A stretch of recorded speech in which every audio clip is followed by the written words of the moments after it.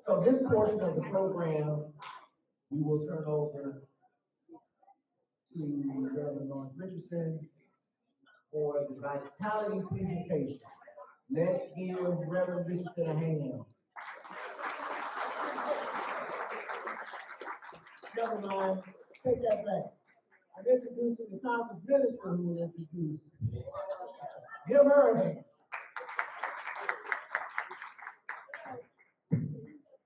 So earlier when I told you about our discernment of how we chose our speakers, it wasn't just the one keynoter who we said, we have the right person among us and in our community already. And it just felt like to us in the planning of this, that what we would need is to be in community and share our wisdom with each other. And so we could have brought somebody in from the outside. Instead, we said we have the persons already. The Reverend Doctor. And by the way, though, other people do fly Lawrence in to be their keynoter, and he comes in as the expert. Why? Because he is from the best conference. And no, so let me introduce Lawrence to you and say that I believe he is a nation-leading expert on church vitality.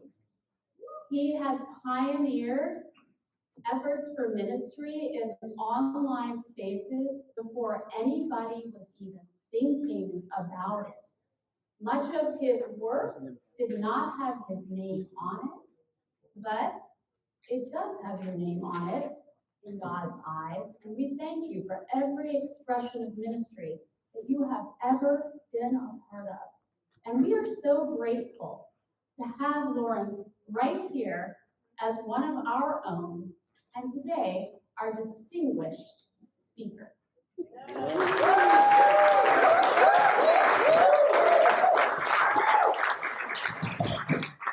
Well, good afternoon, everyone.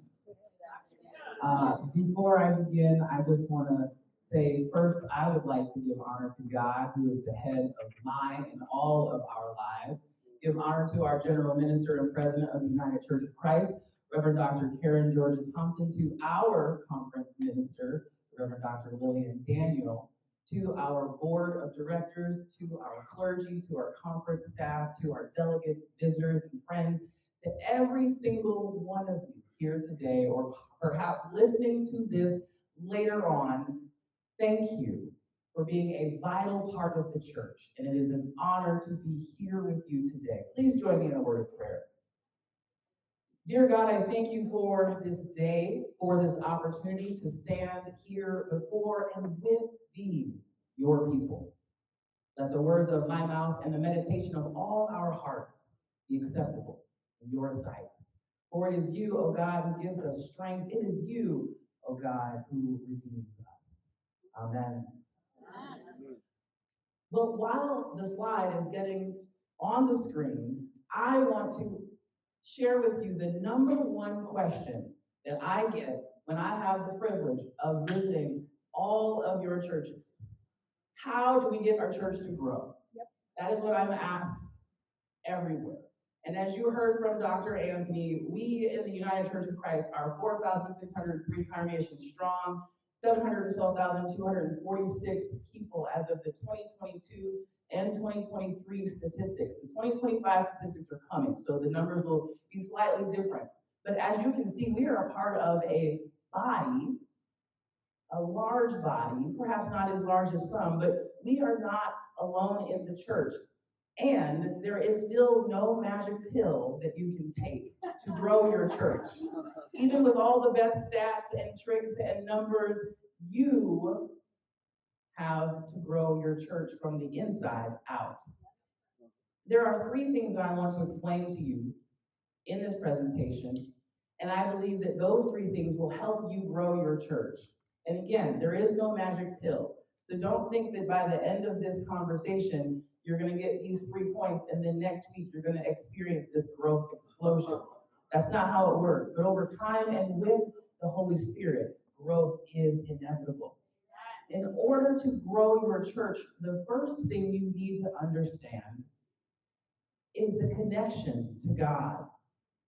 The first line that you see on this church life cycle, the vertical line, is the line of vitality. Imagine God at the top. Imagine your heart or Christ in the center. And the bottom of that line, imagine you, the earth, the people, the church. That line of vitality is the direct connection that you have with the Spirit of God, and it measures how deep and how expansive your ministry can be. The more connected to God you are, the more you are connected and poised for growth. That horizontal line, that is the line of sustainability. Now, this line captures what you, with the power, the resources, and the energy that you have at your disposal as a person or as a congregation, what you can sustain and what you can achieve. And now there are 4 quadrants that you'll see, and each of those quadrants have a letter. Now, every single quadrant is representative of these different letters or cycles within a church, but it must be known that every single church has all of these elements.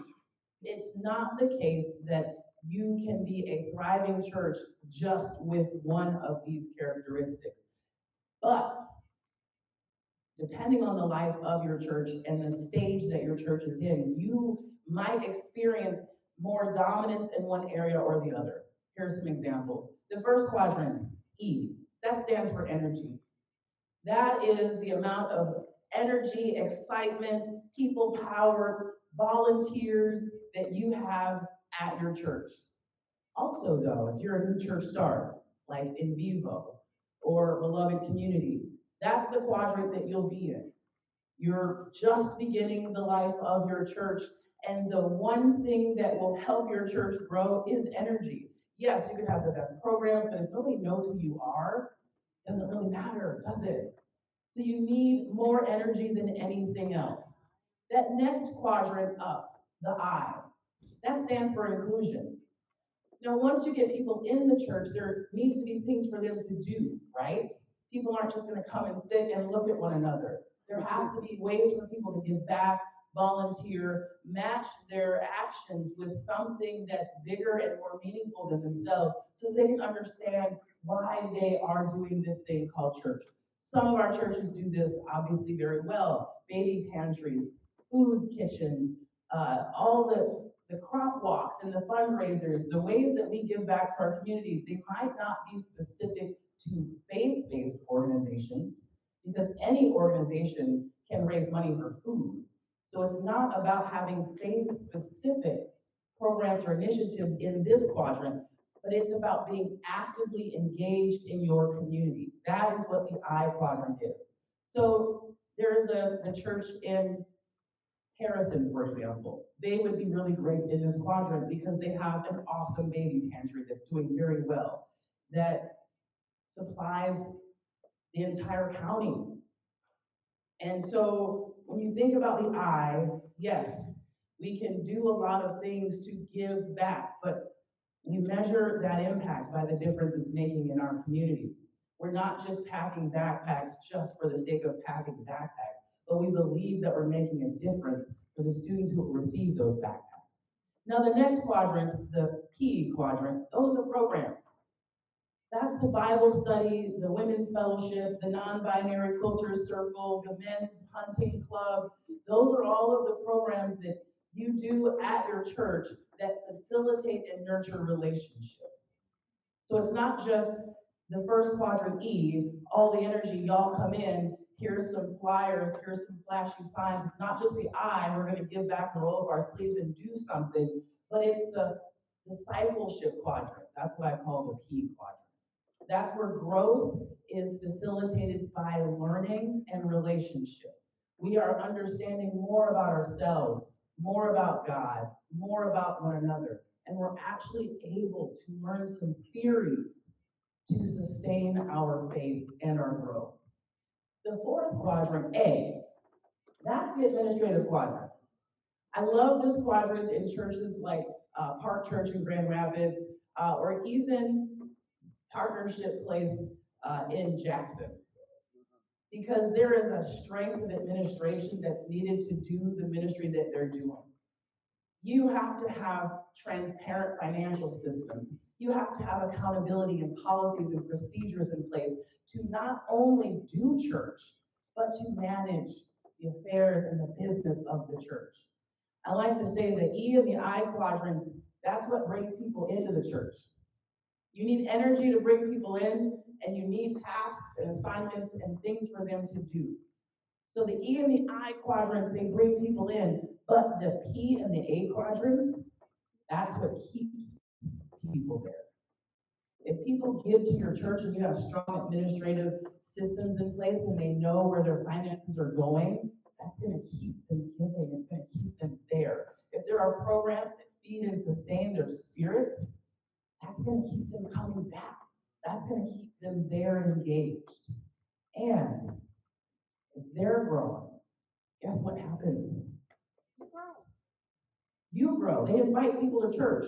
The number one way that people come to church is not because they saw an ad on Facebook, even though marketing is great.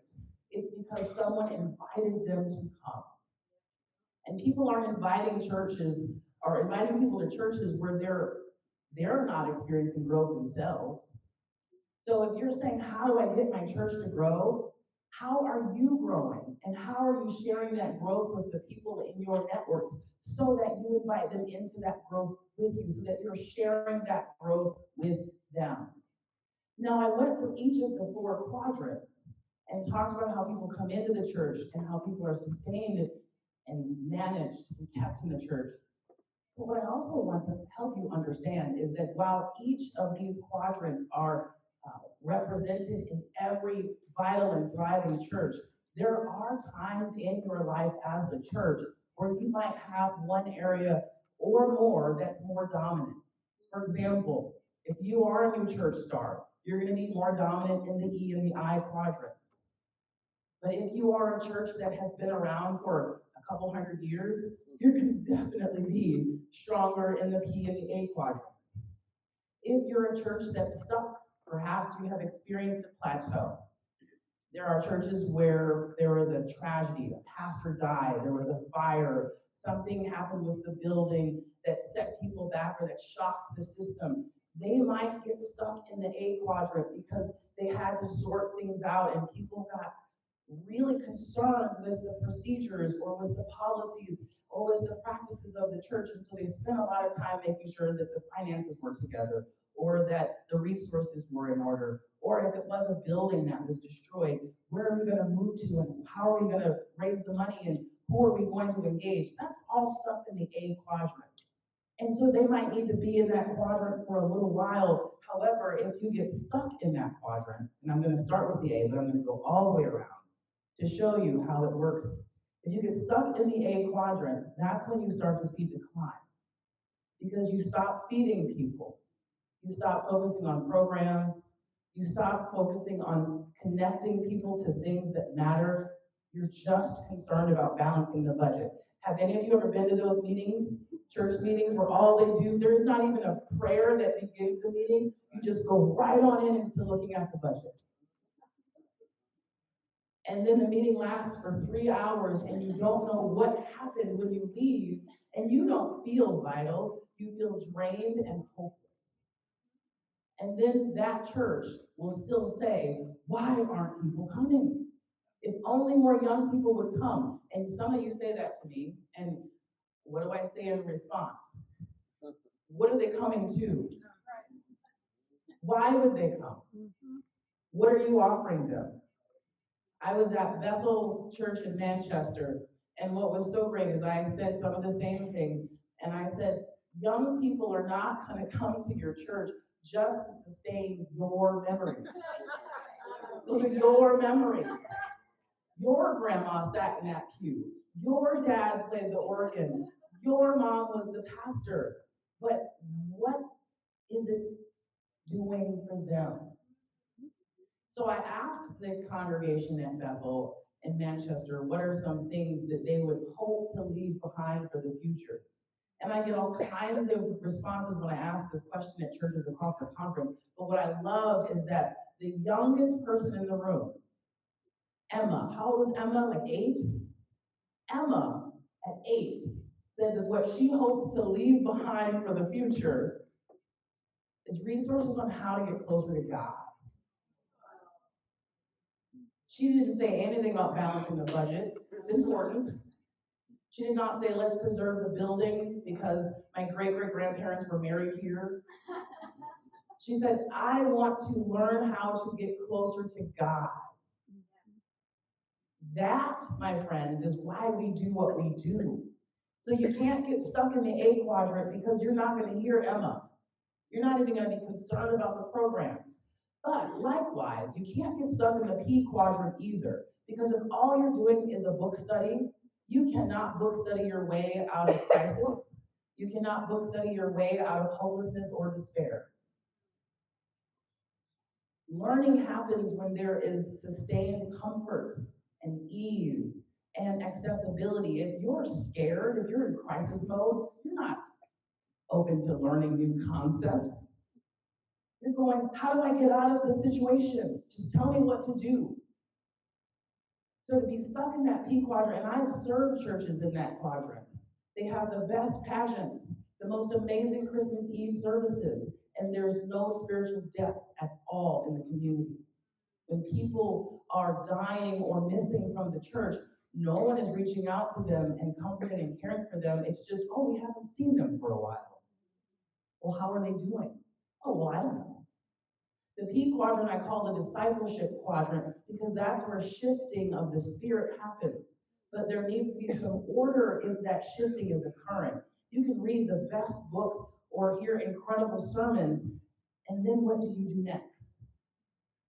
If you get stuck in that quadrant with no administration and no energy, that's where you begin to believe that all you need to do is find the right answer, and everything will just fall into place. But likewise, the inclusion piece, that the I quadrant, you can't get stuck there. I was at the People's Church in Flint, and not this current pastor, the pastor before made some changes, and the current leadership team is now making some additional changes and restructuring their board. Patty Pagels, the moderator, was part of the workshop that helped teach that process yesterday of what they did. And one of the things that we discovered, I had a day-long workshop with their leadership team, is that most of them and most of their church had been stuck in that I quadrant for years. They were burning people out because all they were doing was work. Now, yes, we all work at many things, but all they did was volunteer. All they did was serve terms on boards. All they did was show up and burn the oil, and there was nothing that replenished them. If you give, and there's no pause for rejuvenation, there's no pause for reflection, there's nothing that replenishes you, what happens? You invite people to church and they run the opposite way because they don't want to get burned out. They come to my church and get burnt out. Or the church that said yesterday, the moment somebody joins the church, people are running up to you with a clipboard. That's an I quadrant church. Don't go back to your church tomorrow and say, Pastor, no, that's an I quadrant thing to do. However, it's real. We believe that if we just have enough butts in the pews or just enough names on the line to sign up for this or that or whatever, that's vitality. It's not. You can have a 200-member church and be stuck in the I quadrant and you're not feeding anyone's spirits. You can have a 20-member church and do all of these things relatively equally and have a vital congregation. Now, if you're stuck in the E quadrant, and I love this because I pastored a church that was stuck in the E quadrant for a long time, so this is how I learned this lesson. I have a lot of energy. I'm an introvert, so don't get it twisted. Don't be fooled by all that you see. This is work. And I have a lot of energy. And I formed a leadership team that had a lot of energy. And we were canvassing neighborhoods, we were having meetups and having all of these different events. And it was a lot. It was intimidating to people. So much so that they thought that every time we gathered, it was supposed to be this big, exciting event. We forgot that there were things like prayer and study and accounting that matters. Everything's energy, like the Lego movie. I've been thinking about that in response to a lot of my leadership lately. Everything is awesome until it's not. The most vital churches are the churches that have a little bit of each of these going on all the time. Now, yes, like I said, depending on the life or the circumstance of your church, you might be more dominant in one area or the other. However, if you are a church that has seen 150 or 200 or even 300 years, you have some of these elements operating at all times. At all times. Hence that blue circle. That's the goal where all of us should aim to be. You have energy, you have things that include people, you have programs that nurture the spirit of the person, and you have a strong administration that manages and supports the organization of your church. So the question then that people say is, well, how do we do that? How do we make sure we have all of those things operating at all times?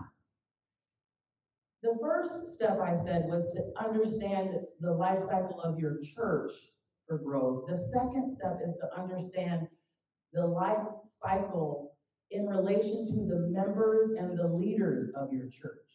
Where are you? When I was in Portage, it was so fun. It was fantastic. We had tape on the floor and we made the quadrants and we had people stand where they get energy the most. When you come to church, are you excited to greet people? Do you want to hand out programs? Do you want to make coffee and greet people as they come in and make sure that they have some cookies or donuts? Do you have the energy? That's the E. Some folks are like, I don't want to teach a Bible study. God, don't ask me to preach, but I'll be a greeter. I'll welcome people at the food drive. I'll make sure that people have what they need. I'll be the congregational care consultant. I'll send out birthday cards. That's an E. The most tragic mistake is to have someone with that E energy and the skill set, and then you say, we have a spot open on the trustees. While they might be gifted in that area, if that's not how they get energy, it's going to feel like pulling teeth every time they get ready to go to that meeting. They're going to come because they're dutiful and faithful, but you're not being a good steward of their gifts. Likewise, if you're someone that you might have some energy, but not tons, you love to give back and you love to do. Salem Church in Farmington is very great at this. They do not just to do, they do because it makes a difference. If somebody needs something, it's going to get done. That's an I church. Whether it's somebody's house that needs painting, or if it's a policy that needs writing, or if it's a pride festival that needs planning and organizing, they're going to do it because it needs to be done. So if you're someone that says, I'll volunteer to be at the pride booth, I'll help pack backpacks, I'll go to the crop walk, you're in that I quadrant. But it doesn't mean just because you want to do something to help people feel included in that you get something from being in that space, that it also means now that you should teach Bible study. Those are different skills. But if you are someone who's curious about learning, about growth and depth, maybe it is the Bible, maybe it's literature, maybe it's the policies in your area, the P quadrant is for you.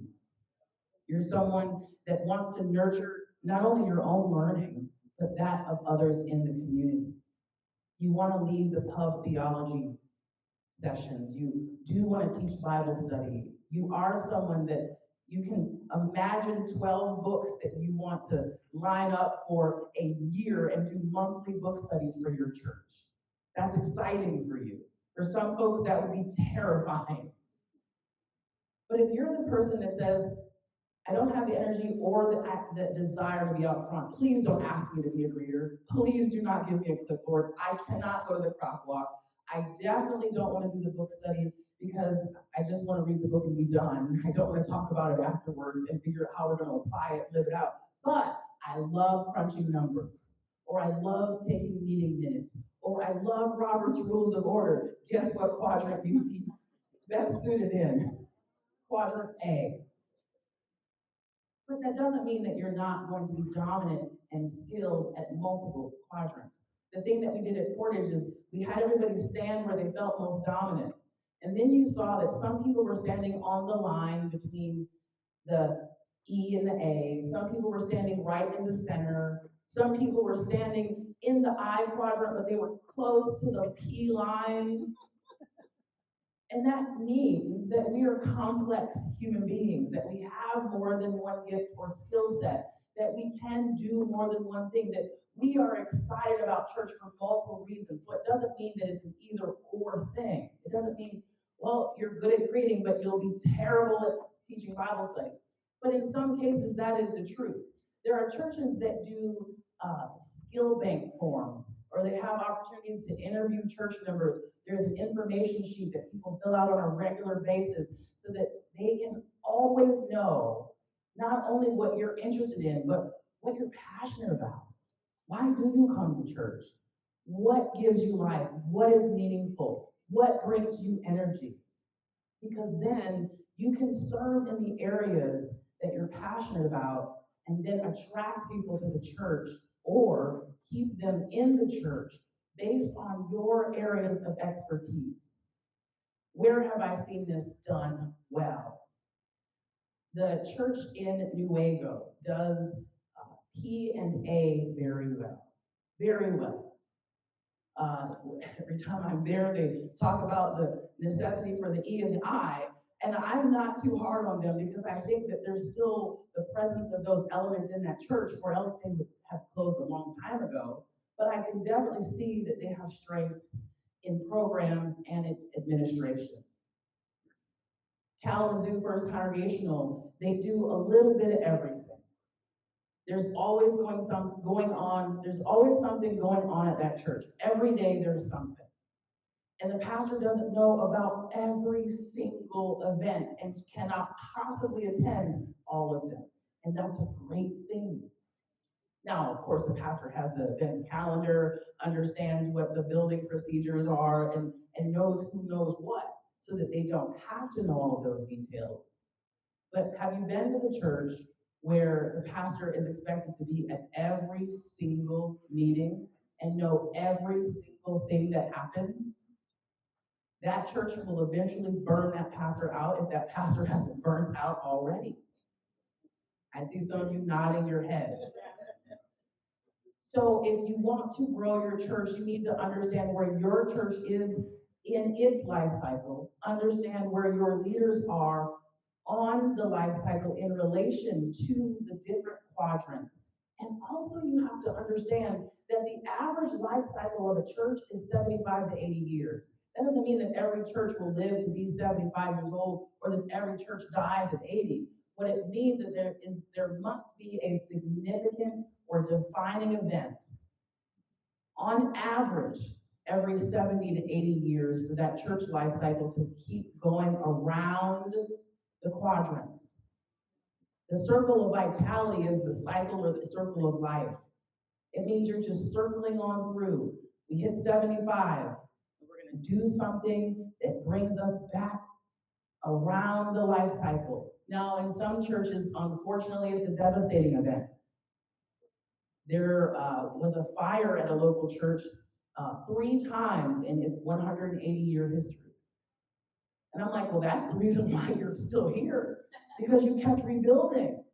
Every time there was a fire, everyone pitched in and rebuilt. And when you do something that significant, it restarts your life cycle.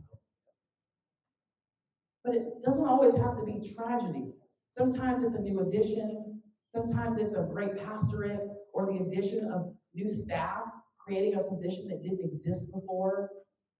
When you are someone that as a at a church that's 150 years old, it's not because everything stayed the same for that 150 years. Things had to change regularly, consistently. Policies, bylaws, procedures had to be updated regularly, consistently. We heard it, we heard from Bill Dodge, who talked about a former church of his, and he said that they hadn't changed their bylaws in 100 years. So you can imagine, they are like hanging out in that A quadrant, just waiting for growth to happen. And it can't, not yet. It doesn't mean it won't. But until you're willing to change and be changed by the Spirit, you are going to be stagnant. So what is the changes that happen? How do we get from being stuck in one quadrant to moving on over to another? If the sweet spot is right in the center where we need some of everything, what happens when we don't have whatever it is we need? If you're stuck in that E quadrant, you need to do something to boost yourselves up into that I quadrant, to do things that not only is exciting and invites people to be excited about your ministry, but you also need to start formalizing some things, including people in the helping and the doing of the ministry, having discipleship happen. The churches that are new, the exciting thing that they do to kind of start to stabilize things is that they move from we're just doing anything to be exciting and out there to now we're having new membership classes or Bible studies. Beloved Community UCC in Detroit is a great example of that. They're not even having worship services yet. They don't need to, not right now, because they're too busy nurturing the souls of the people. And then once they get enough momentum and people start asking for worship and they have the people power and the resources to sustain that worship, then guess what? They'll start worship. But it would be premature of them to start worship now just because they're a church, and every church should worship. Well, every church eventually should. And worship is something that we do not just on Sundays, right? It's a way of life. It's the way that we communicate and connect with God. But as a new church, you can't do everything yet. And that's how new churches tend to fail. And I have pastored some failed new church starts, so I know you can't do everything in your first 2 years of existence. Likewise, if you find that church only happens on Sundays, worship is the only thing that people do, and you're trying to cram everything into Sunday morning, is that church? I often tell people church is not just a place we go, it's the people. We are the church. Church is not just something that happens on Sunday during worship. Church is every single day of the week because it's how we live in relation to our God, ourselves, and one another. So if we're going to understand how to grow our churches, we need to strengthen those three connections. Our connection with God, our connection with ourselves, and our connections with one another.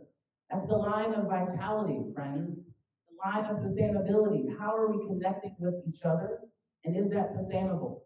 If you have 35 committees and 20 people, it's not sustainable. And you're laughing because you know it's true. There are 6 people that serve on 35 committees, and they're all burnt out, and they're all over 90 years old. And they're saying, we just want young people to come back to the church so that they can take over these 1,000 committee meetings and do it for us, which is never going to happen. Which is why I love seeing the intergenerational element of this meeting, to have the kids doing prayer, handing out programs. We can give them things to do. They don't have to just disappear when they're in our spaces. Gone are the days where children are seen and not heard. Because if we tell them that going to church means you come for 20 minutes and then you disappear forever, then what are we inviting them back to after confirmation? They think they're done. I've graduated from church. I'm now moving on. Or I graduated from high school, or youth group no longer exists. There's nothing more for me to do there because we haven't integrated our children into the life of the church. Take them on prayer walks. Take them to Bible studies. Take them to the quilting meetings. Take them to the crop walk or to the pride event to pass out bottled water. Show them how to be the church in real life, not just here's how you color a page on Sunday. Now, coloring pages are great because we have them at every table for a reason. One of the things that Salem and Farmington does, and I know that Kalamazoo does it, I've seen it at many other places, but there's a prayer ground or a space for children in the sanctuary. So it gives people the opportunity to keep children in the same space. I loved here we had a table during worship where all the kids were doing crafts. And they weren't off to the side or in the back so that they weren't disruptive. They were right here in the front. I love that. Some people think it's a little controversial to still do the children's moment. I don't. When I pastored, changed the name to Time for All Ages, just to help people feel better about it. The truth is that most adults get more from the children's moment than the children do anyway. But I don't think we should take out the children's moment. The argument for taking it out is that they feel like the children are on display, that they're there for our entertainment. There are ways around that. Inviting all ages to come up, when I go to churches and I don't do the children's moment, I'm just there to preach, I'll sit right down with the kids.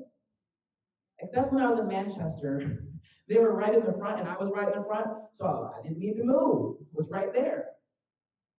But when I'm at Plymouth and Grand Rapids, I'm right there on the floor. It's fantastic because it shows that time for them is truly for them, that they matter, and the people who are listening, we don't just talk as if they're not in the room, engage them too. And then it shows them how to be the church together. Now, every church can't do all of these things, but you can do things to include children in your space. Even if it's not a prayer ground, a rocking chair for nursing mothers or for parents or grandparents that have little ones.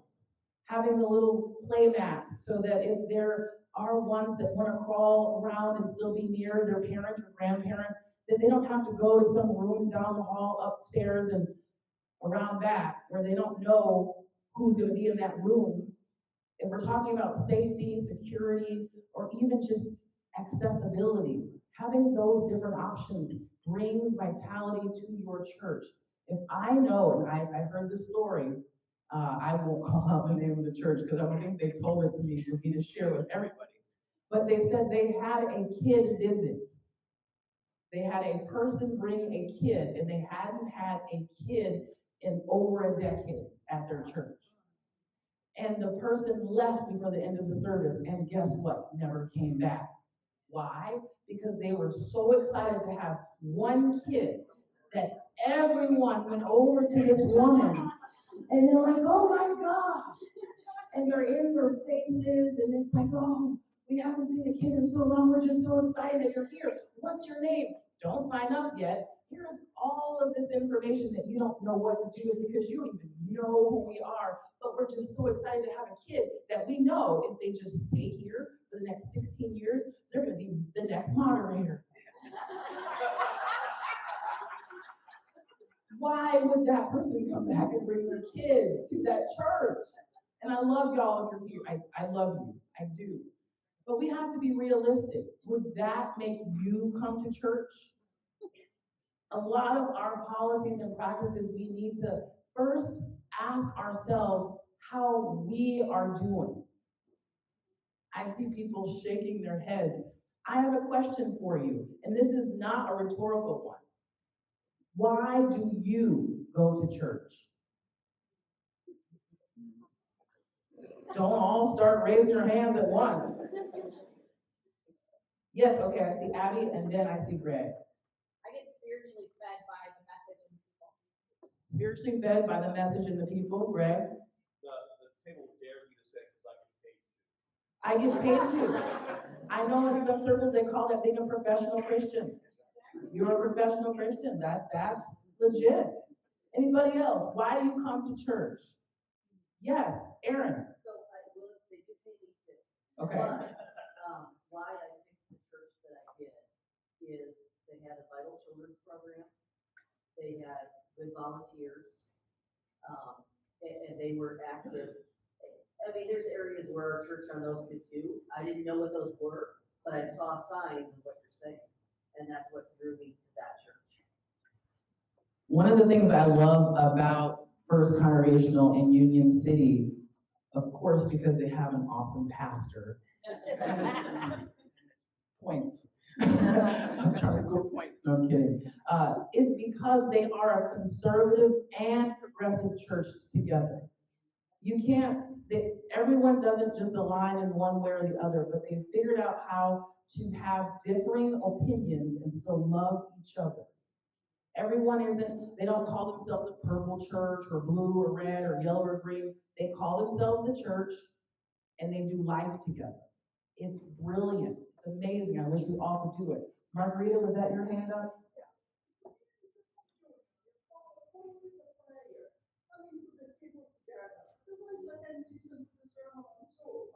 So communion, coming to the table, because otherwise she can listen to the sermon on Zoom. I think that's fantastic. And when I did online ministry, and during COVID, when all of us were doing online ministry, we found that even communion can be done at home. And I'll be the first one to say, yeah, absolutely. And, not but, when I come to the table of grace, there is something spectacular about being in the room with others in my family of faith, in that moment to be sustained by that meal that I don't get when I'm sitting on my couch. Now, I got it during COVID because I needed it desperately. I needed it desperately, and I didn't always have bread and wine. Now, sometimes I had bread and wine. Wine for real, wine. But sometimes it was a cookie or a cracker or a wafer. Sometimes it was oat milk. Sometimes it was coffee. And I think about that in our churches. The common table is communion, and sometimes it's just going out for coffee. Sometimes it's breaking bread together. Sometimes it's fellowship hour. Sometimes it's coffee hour. There are ways that we nurture and sustain one another in community, and we have to think about nurturing certainly as food spiritually or actual food, but it's also relational. One of the things that I love about many of your churches, and Anekama does this well too. Anekama is a smaller town. There's about 400 folks there, just under 400. The last time I visited, it was like 397. So, Allison, you might correct me if I'm off by a couple folks. But in a town of about 400 people, everyone pretty much knows what's going on. And even if you go to a different church, there is this understanding that we still break bread together. We had several events that weekend in Anekama, and one of the things we did beforehand to plan is we sat down at this cafe. And I saw all kinds of different people at this cafe. It was amazing. It was like church, with different folks that come together to sit down and to break bread or scone and to have conversation, to nurture the relationships. That brings fuel for our spirits so that we can then go out and do the work. So again, the three things that will grow your church, understanding your church's life cycle, where it is at, understanding where your leadership and where you are at in relation to the quadrants on the life cycle, and also understanding how you nurture the connections between God, self, and others. If you want to grow your church, do those three things. And again, it's not a magic pill. When I was at the church in Gibraltar, The kindest man in the world. We were sitting down, and I met the leadership team, and I shared something similar. It wasn't as lengthy. I had about a 30-minute conversation with them. So by the end of it, I said, just what I said to you. If you want to grow your church, you do these 3 things. He's like, so you're not going to help us then.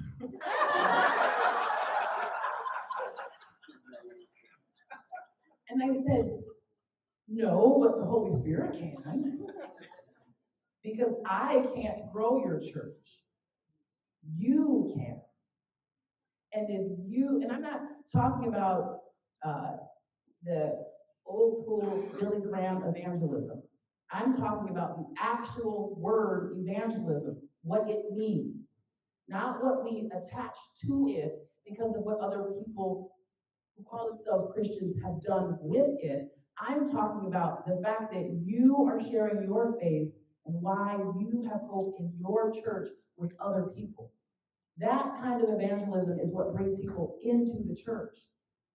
Our conference minister talks so well about being a church that can clearly state who we are, not just who we aren't, not just what we're against, but if you can communicate who we are, why you go to church, what your church does to nurture your spirit, how your church nurtures growth in you and in your community, that is evangelism.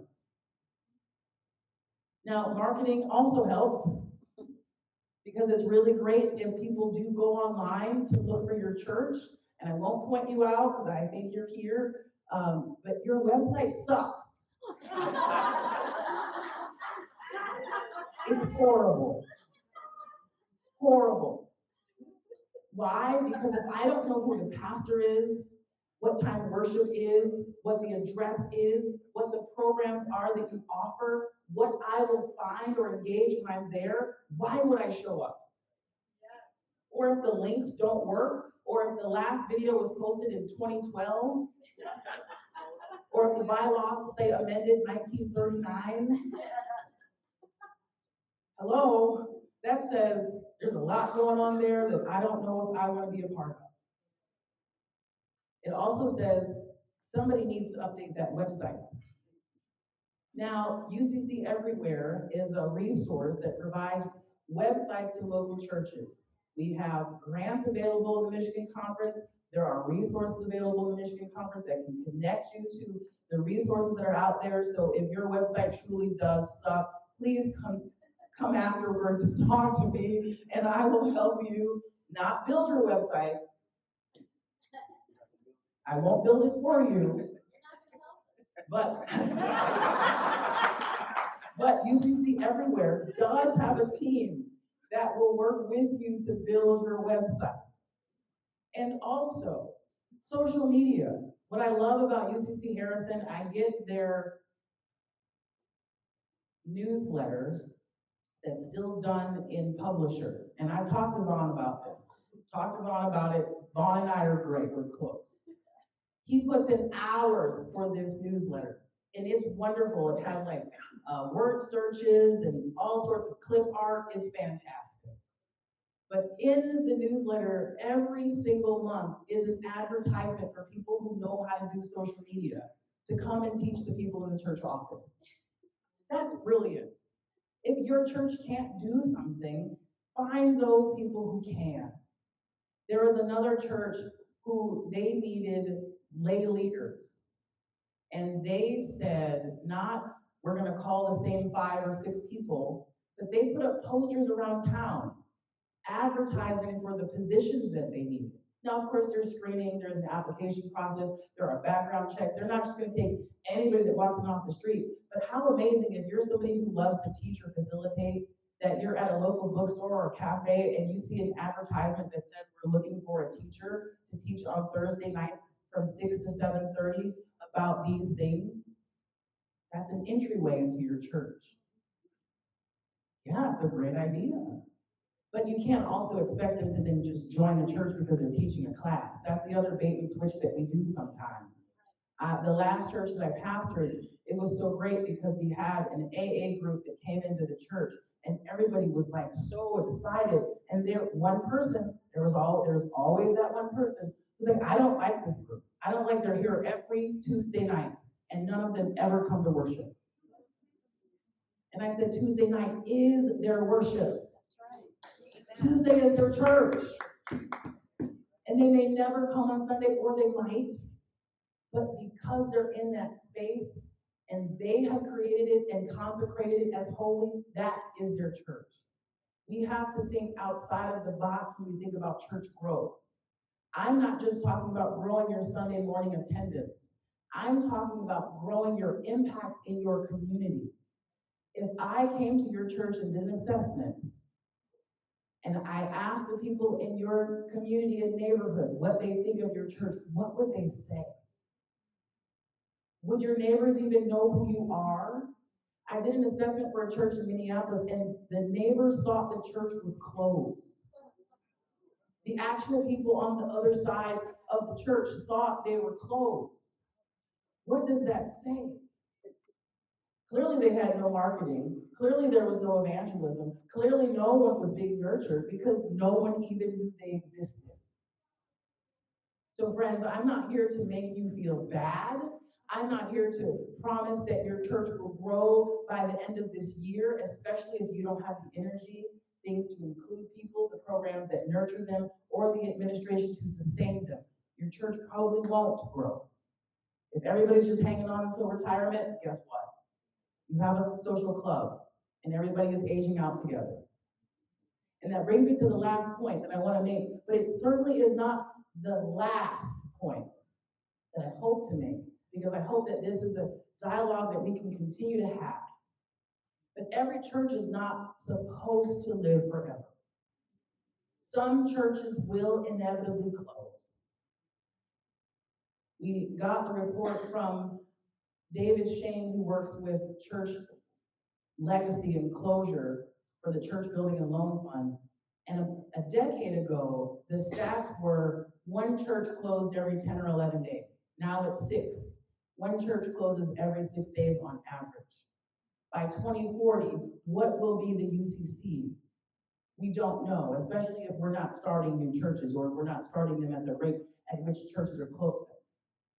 This is not to suggest that we just prop up churches to keep them open or that we keep them on life support because grandma donated that organ back in the 1800s.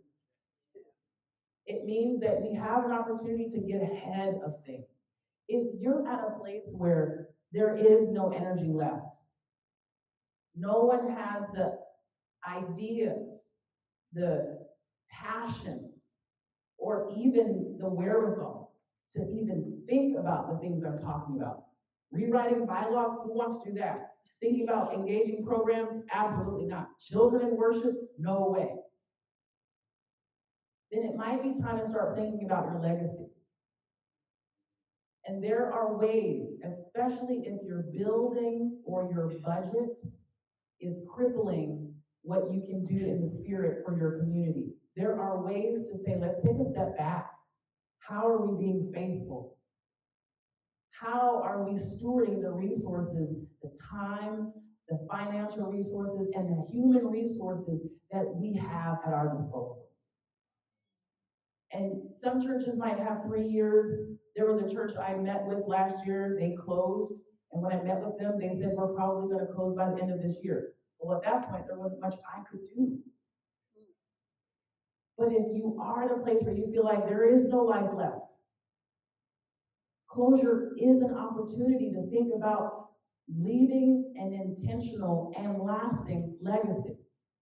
Andrew Warner on our staff is brilliant for many reasons, and whenever a church is approaching or thinking about closure, he has resources that not only help to ensure that you can leave a lasting legacy, but also that you are faithful and in line with the church and Michigan law. Closing a church isn't just turning off the light and leaving the keys on the podium.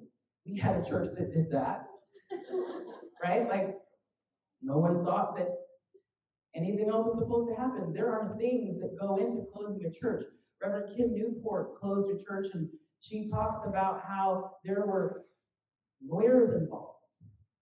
There were policies and procedures that had to be amended. There were notes that had to be read and analyzed, and there were all sorts of people engaged in this process, and it took a long time to do it. It's not just something that can happen overnight. Unfortunately, some churches get to the place where there's 3 people left and nobody wants to do anything else. There's a church in the room. Oh, I think maybe they have left. I still won't mention their name. But I asked them how they were doing, and they said, we think we're going to close. And I said, well, let's talk about that. And I still haven't gotten a response back. And then I go on the website, and they're not worshiping anymore. We as a conference can't come in and just make you do anything. But how sad and what a shame it is that the elders of that church and all the prayers, the blood, the sweat, the financial resources that they poured into that church, what shame it is to know that the church is just sitting there. What could those resources be doing, those assets be doing for the community, for the wider church? The building can be sold. The land can be sold. The items in the building might be sold. Who knows? But there are things that you can do. Now, you might say, we're not selling our building. We're just going to ride it out. We're going to write out our endowment or whatever it is that you're going to do. That's still an invitation to be faithful and intentional with how you end your church. So let's say you have 3 years left of finances, or you have 5 years left of whatever it is in your reserves. You can think about how we're going to live for the next 3 years, or the next 5 years to make the most impact in our community. You can say, what organizations do we want to support for the next 5 years, or what projects do we want to do for our town or for our city? Closure is not always a bad thing. Sometimes closure creates space for something new to emerge. So if you're in that 4th quadrant and there is no life left, and the idea of redeveloping your programs and your resources to get back over to that E quadrant so that you can come back around that life cycle, if closure is inevitable for you, please contact the conference, because there are resources that we can give you to make sure that you are ending your ministry faithfully and that you are mindful of the legacy that you can leave behind for the wider church, for the future. So now that you've heard that your church can grow, now that you've heard that your church could also die, and that you've heard that all of this is about connection, I want to share with you a little bit about the future, and there are handouts on your tables that talk about 4 workshops that I can come to your church and do, and this presentation is really abbreviating all of those workshops together. Ari Wally is the author of the book Long Path: How to Become the Great Ancestors Our Future Needs. He published it in 2022. Some of your churches I've shared this with, so just pretend that you're hearing it for the first time and get something new, hopefully, from this. But Ari Wallach invites readers to ask themselves, what can we do today to be the ancestors that our future needs? Not what can we do today to get to the next budget meeting, or to get through the program year, or to get through this 5-year plan, but what can we do today that will be what is needed for the future? So I invite churches, when I ask them this question, and I come to your church and I do an eldering and futuring workshop, I ask churches to think about the year 2100, because that is when most likely many of us will be gone. 75 years from now, most of us will be gone. What can we do today to ensure that there is a church in 75 years? It might mean closing the building and moving to something more sustainable. It might mean revising the bylaws. It might mean hiring other staff that can help position you for growth. It might be going from full-time to part-time, or from part-time to full-time. But what can you do as a church today to leave a legacy so that there is a church in the year 2100? One church said that they could build a community garden. One church said they could put solar panels on their building. One church said we could actually move to a smaller location so that 60 people aren't trying to figure out how to raise $300,000 every year to sustain the budget, and the building is really most of it. It will be different for each of us. But if I stop to think about what I can do today to leave resources, ideas, energy, support behind for people that will come after me, it's a humbling experience. I don't know about you, but it's humbling to think about what we individually and collectively as the church can do to impact a church that will not be a part of. The thing that Ari Wallach says is that we are planting trees whose shade that we'll never know. Think about that as our invitation to not just be the church that we are right now, but that we're building something that will live far beyond any of our lifetimes. And not just the structure. Let's detach church from building and think about church as person. We are the body of Christ. The Spirit of God lives within each of us. We are the temple for the Holy Spirit. We have buildings, yes, but remember, before we had buildings, there was the Ark of the Covenant.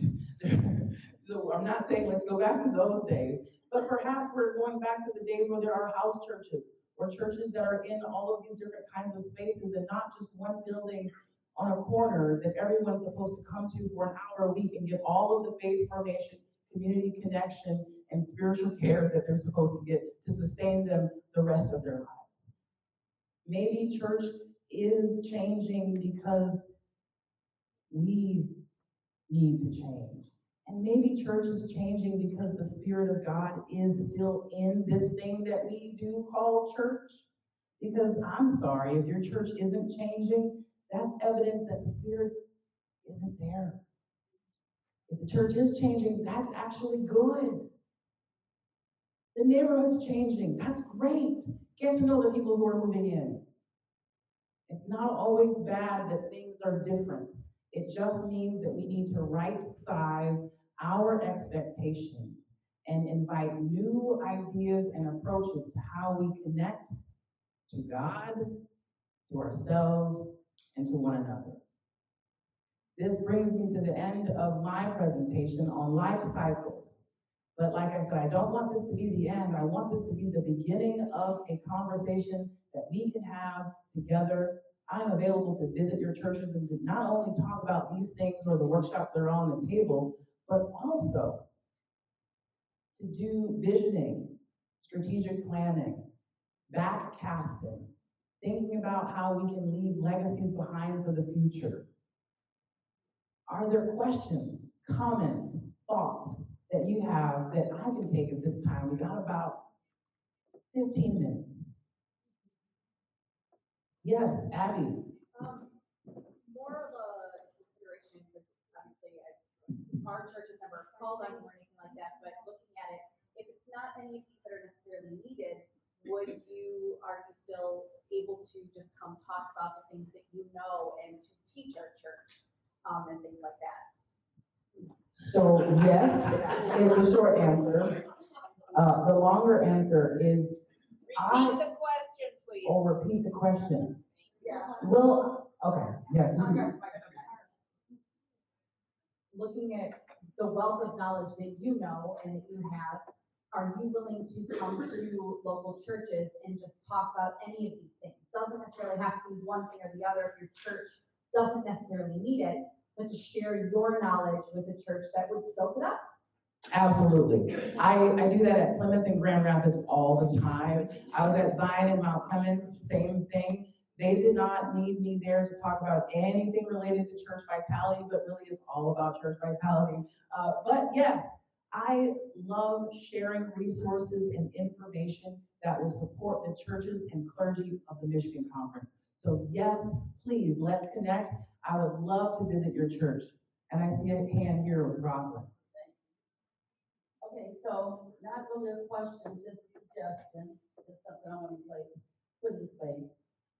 As a new church start, our church, multi-cast, let me say it that way. We are a client trace model food pantry, we have emergency transitional housing, people live in the building upstairs.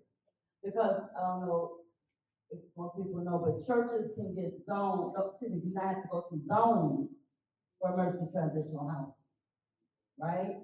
Churches don't have to do that and go through the details of it.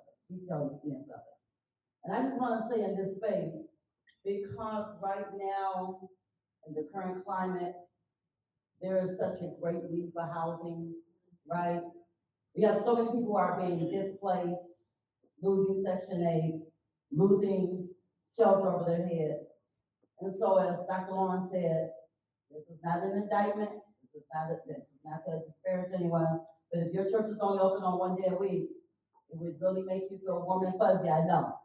If you had people living upstairs or downstairs or in the building, cooking a meal for their kids when they got home from school, and they begin to call your church their home. Just think about it. There's a way around it. If you want some information about it, talk to me. If you want to try to see about getting some grant funding, talk to me. But there's a way around it. Because that is what we are at church. We are that place that people find their way back home. Thank you for that. And we have one hand over here.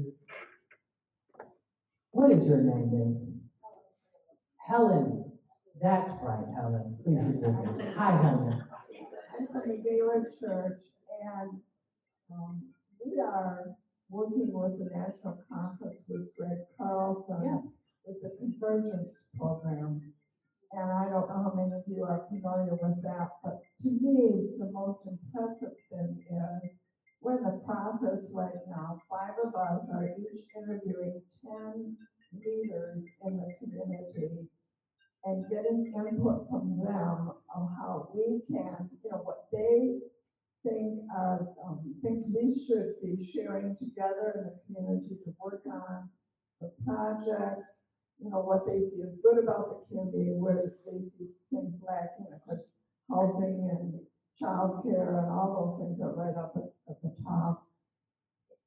And in the discussions, just myself, I've had several people say, well, I'm real concerned about wellness and I teach classes in it and I'd be glad to come and teach at your church. So it's just an opportunity through the national UCC to actually grow your church and be a part of the community. I'm very impressed with that. Thank you. And I will add just a little bit of context. So Greg Carlson works for Convergence. I worked on staff at Convergence for 10 years before beginning this position. So Greg is a dear colleague and friend. And while they are connected with and in partnership with the National Church, they are a separate entity. And they are a resource that's available to any local church.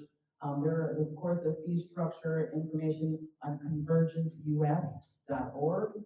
There's also the manual on local church that is a great resource, and UCC resources that are also great resources for your local church that invites some of these same resources that you mentioned, some new ones, and also an opportunity for you to see what additional resources are there to support your community. Thank you for bringing Convergence into the room. Are there other comments, thoughts, or suggestions that people want to lift up at this time? Well, I just want to thank you so much for we got something here, right here. We're going to wait for the mic because I want to make sure everybody gets to hear the thought or the question that you have.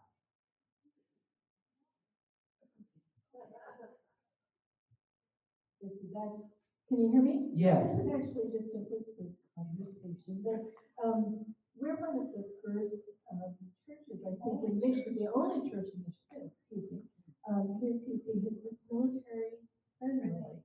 And we're still trying to figure out best ways to do outreach and welcome people in. But I think We get there's that from the military. The military designation that it's a military designation that we applied for and received. And And it's on our webpage, and it says that we are military friendly to service members and people that are veterans, and that we are open and welcoming and will support them. And we're trying to figure out programs that we can do to help them and to support them. So can I ask you, not only how did you get the designation, but what made you get the designation? We got the designation because one of the pastors that we had in the past. Oh, sorry. We got the designation because this was something that one of the pastors that we had at our church brought up. And we got it. And so we've been like a year now just working towards figuring out what to do with it and how to do it and what exactly it means. But there's a website that you go to apply, and then they have guidelines there. And what is your name? We're St. John's Church in Grand Rapids, Michigan. So talk to St. John's folks if you want to learn more about their process.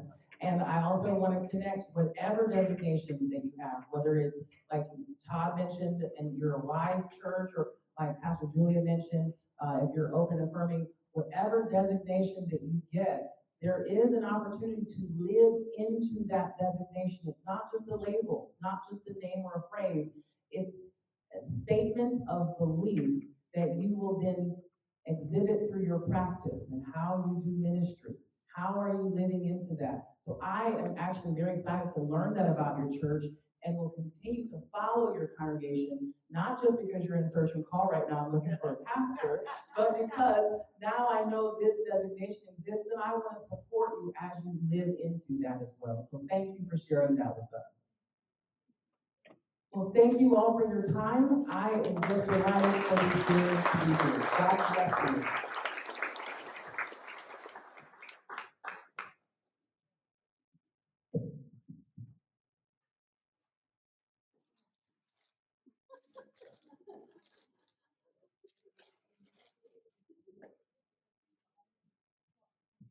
I'm gonna have Pat Higgins come make an announcement, a couple of announcements before we adjourn for the day. I don't know what couple Stephen's talking about, because I only have one, given the time of the day. We are a wide and diverse church.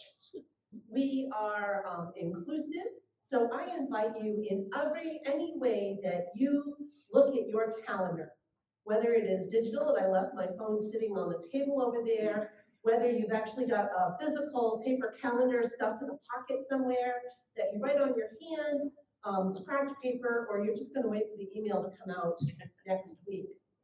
Our next annual meeting, please take note because it's exciting. It will be in the Lansing area. We don't have the specific place yet, but it will be in Lansing area, and it will be October 2nd and 3rd.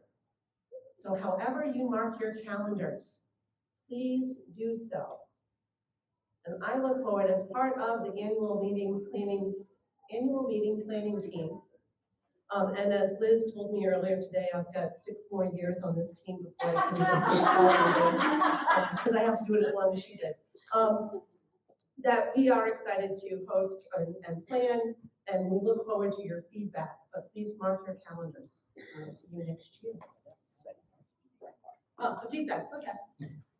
We look forward to feedback. And oh, Joe, there's the scan again. You were asking for the scan. I'll snap a picture of it and share it.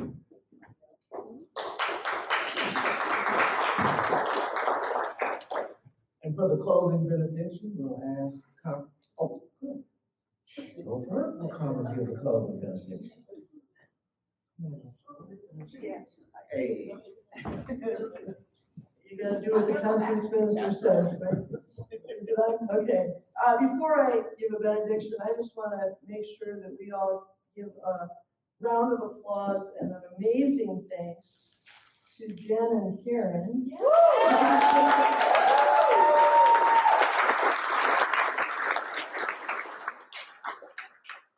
Without them and Lisa, who isn't here, we would not have this meeting. Clearly. Thank you both.